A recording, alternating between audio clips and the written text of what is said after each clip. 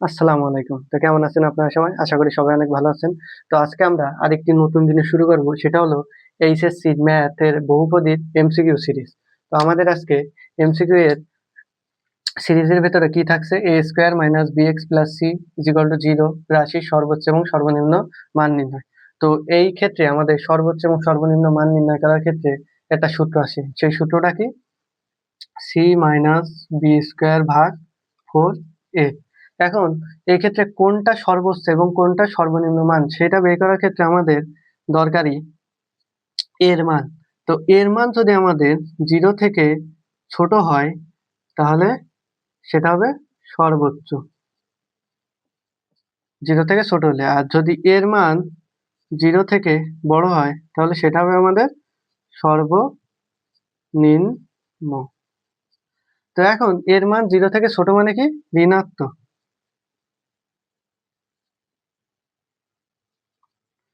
ঋণাত্মক ঋণাত্মক। আর যদি এর মান 0 থেকে বড় হয় তাহলে সেটা কি? ধনাত্মক। ধনাত্মক।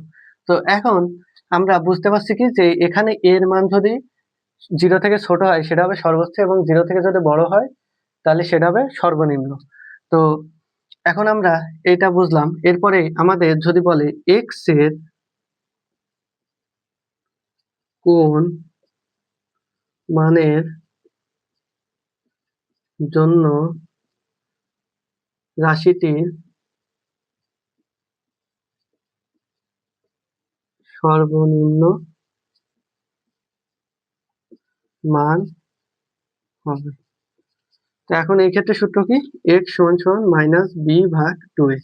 তো এখন এখানে এই যে বি এ সি এগুলো কি?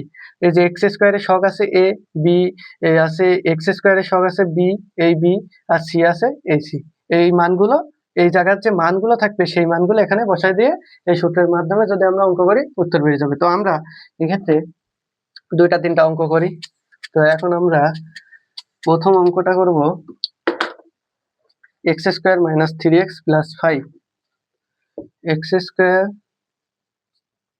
মাইনাস 3x প্লাস 5 সমান সমান 0 রাশির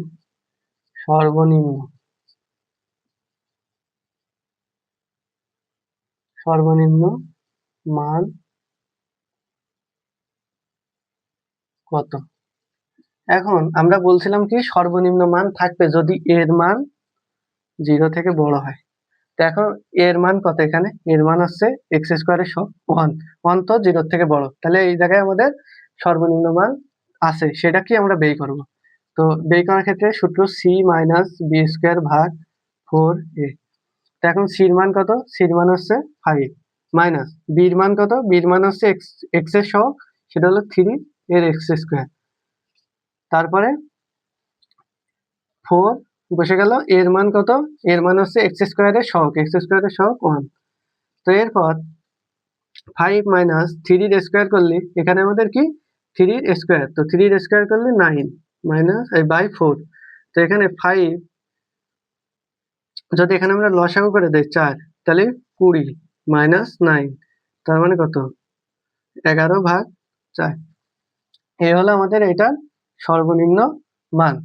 তো এরপরে আমরা আরেকটি করব, সেটি হলো সর্বোচ্চ মান নির্ণয়েরটা।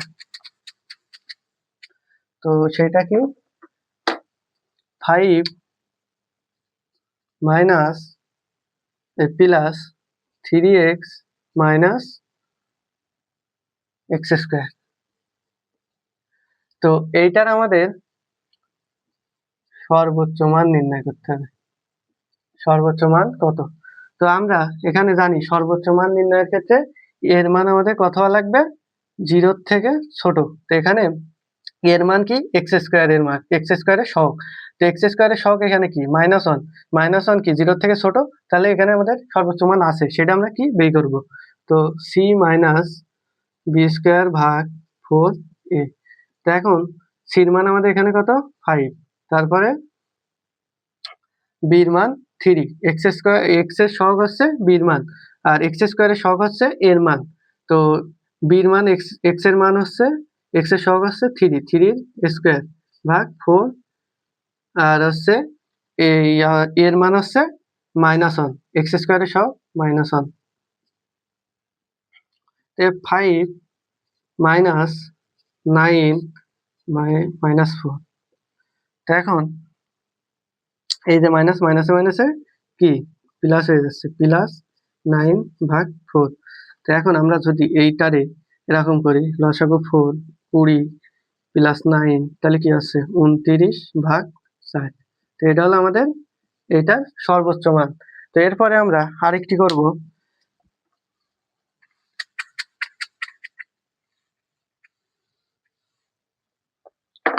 7x²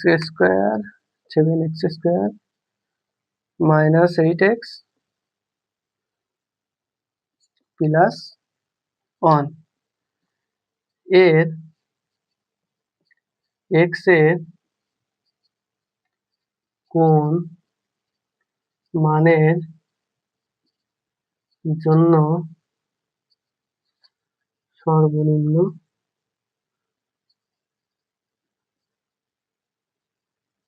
মান আছে। তো এখন এটা করার ক্ষেত্রে আমরা সূত্র জানছিলাম কি x = -b/2a। তো এই b মানে আমরা কি জানি, b মানে x এর সহগ আর a মানে কি x² এর সহগ।